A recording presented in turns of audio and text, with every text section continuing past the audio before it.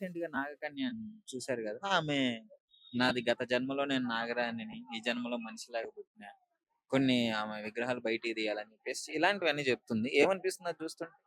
మంచి comedy అనిపిస్తుందన్న. Comedy అనిపిస్తుందా? ఆ! కామెడీ అనిపిస్తుంది.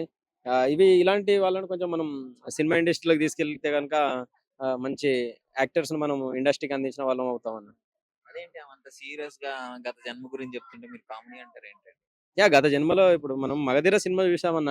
గత జన్మలో 'రామ్ చరణ్' గారును ఆహ్, మన 'మిత్రవింద'. 'మిత్రవింద' ఇప్పుడు హ్మ్. వాళ్ళు ఉన్నారు గదా! అట్లనే అదే. ఉంటది ఆ స్టోరీ. గత జన్మ గురించి ఎలా ఉంటదో, ఇది గూడా మనకు అలానే ఒక మంచి కథ మంచిగా ట్రై చేసి మొత్తం ప్రిపేర్ అయ్యి పెట్టేస్తుంది. చాలా బాగా అనిపిస్తుంది. కానీ ఇలాంటివనేటివి వాస్తవానికి మనకు అలాంటివుండవు. కానీ వాళ్ళు ప్రజలను పిచ్చోళ్ళని చేస్తూ, నేను నాగకన్య, మాకు ఇంకో నాగరాజు ఉన్నాడని ఇంకా కొత్తది రేపో మాపో రిలీజ్ చేసే అవకాశాలు గూడా ఉన్నాయి. వచ్చింది ఆల్రెడీ చెప్పింది గదా! అదే. అది ఎందుకంటే వాళ్ళు మంచి సినిమా ఇండస్ట్రీలో ఏదన్నా ఒకటి అవకాశం తీసుకొని, లేదంటే వాళ్ళే ఒక షార్ట్ ఫిల్మ్ తీస్తే బావుంటదనుకుంటున్నాను. ఆయన కూడా తెచ్చింది 52 సంవత్సరాలు ఆయనకి ఇప్పుడు. ఆయన గత జన్మలో మా ప్రియుడు, మా భర్త అని చెప్పేసి చెప్పింది. అదే. 52 సంవత్సరాల అబ్బాయిని తీసుకొస్తే పర్వాలేదు గానీ, ఇంకా 82 ఏళ్ల అబ్బాయిని తీసుకొస్తే మళ్ళా ప్రాబ్లమ్ అవ్వు. ఇంక ఇప్పటికైనా నయము. ఇంత ముసలోడయిన తర్వాత మళ్ళా పరేషాన్ అవ్వుండు. ఇంకోటేంటంటే ఆమెకి ప్రతి పౌర్ణమికి ఓ తోలంతా ఊడిపోవడం ఇట్లా జరిగిపోద్దంట. ఒక పాముకి ఎలా ఊడిపోతుందో అట్లా.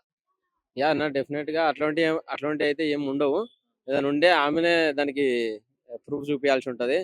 అట్లాంటియి అనేది ఫేక్. ఎందుకంటే అమ్మాయిలను మనం అలాంటి క్వెషన్స్ మనం అడగరాదు కాబట్టి ఆమె అలాంటి 100 రకాలుగా చెప్తూనే ఉంటారు.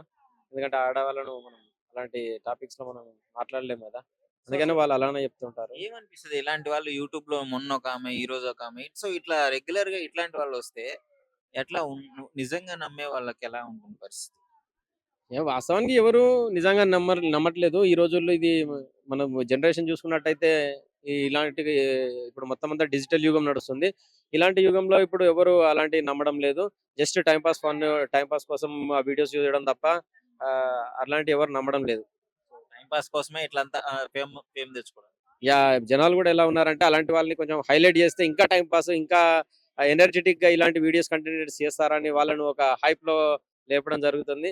అందుకే మనం ఇప్పుడు చాలా మంది మనం హైదరాబాద్ చుట్టుపక్కల చూస్తే ఇలాంటి వాళ్ళు చాలా మనకు రెగ్యులర్‌గా కనిపిస్తారు. ఒకప్పుడు రేర్‌గా ఎక్కడో చోట ఉండేది. ఇప్పుడు రెగ్యులర్‌గా ప్రతి చోట వీళ్ళే కనిపిస్తున్నారు.